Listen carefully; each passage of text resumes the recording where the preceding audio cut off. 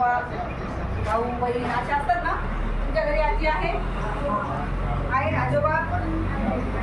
म्हणजे आज आपण जो पाठ पाहणार आहे या पाठामध्ये आजी एक व्यक्तिमत्व पाहणार आहे. त्या अगोदर आपण सर्वप्रथम लेखकाचा परिचय करून घेऊया.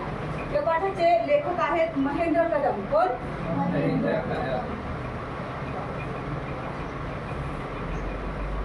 बघा, सर्वप्रथम लेखकाचा थोडक्यात परिचय आपण करून घेऊया. 1972ला महेंद्र कदम यांचा जन्म झाला. मराठीचे अभ्यासक आणि लेखक म्हणून त्यांना ओळखलं जातं. त्याचबरोबर मराठीचे वर्णनात्मक भाषा विज्ञान आणि कवितेची शैली, भाषाविषयक पुस्तके, कादंबरी, सार आणि विस्तार असे अनेक लेखन या लेखकांनी केलेले. कोणते लेखक? महेंद्र कदम. 1972ला त्यांचा जन्म झाला आणि प्रसिद्ध लेखक, मराठीचे अभ्यासक म्हणून त्यांना ओळखलं जातं. त्याचबरोबर कवितेचे वर्धमान ही समीक्षेची पुस्तके, धूळ पावले ही कादंबरी त्यांची प्रसिद्ध आहे. मेघवृष्टी नावाची सुद्धा कादंबरी त्यांची प्रसिद्ध आहे.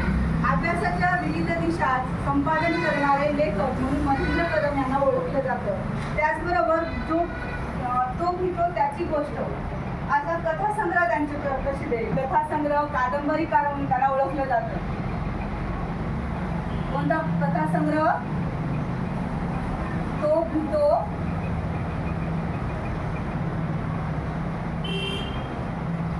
त्याची गोष्ट.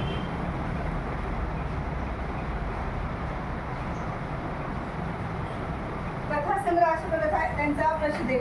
कादंबरीकार, कथाकार म्हणून त्यांना ओळखलं जातं. या ठिकाणी कवितेची शैली या पुस्तकात 2007 साली महाराष्ट्र शासनाचा जो पुरस्कार आहे, जो की दादोबा पांडुरंग पुरस्कार त्यांना मिळालेला आहे आणि त्यांना सन्मानित करण्यात आला आहे.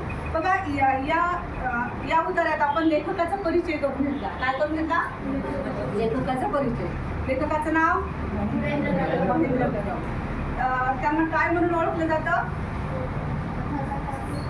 कथाकार, कादंबरीकार म्हणून ओळखलं जातं. बघा, आता पुढील उतार्यामध्ये आपण या पाठामध्ये ज्याप्रमाणे आपण काव्य सौंदर्य, भाषिक वैशिष्ट्ये आणि कथेचा आशय जो आहे तो आपण या उतार्यात पाहणार आहे. जसं की ग्रामीण जी संस्कृती आहे, या संस्कृतीतील एकत्र कुटुंब पद्धती. पूर्वी एकत्र कुटुंब असायचे, म्हणजे समाजामध्ये एकत्र कुटुंब पद्धती चालायची आणि त्यामध्ये कुटुंबात असणारे जे काही आजी आजोबा आहेत ते प्रमुख असायचे आणि त्यांच्यानुसार त्यांनी जे काही निर्णय किंवा त्यांनी जे काही जबाबदाऱ्या आहेत त्या स्वीकारलेल्या आहेत त्या सर्व कुटुंबामध्ये आजी आजोबा पाहत असतात.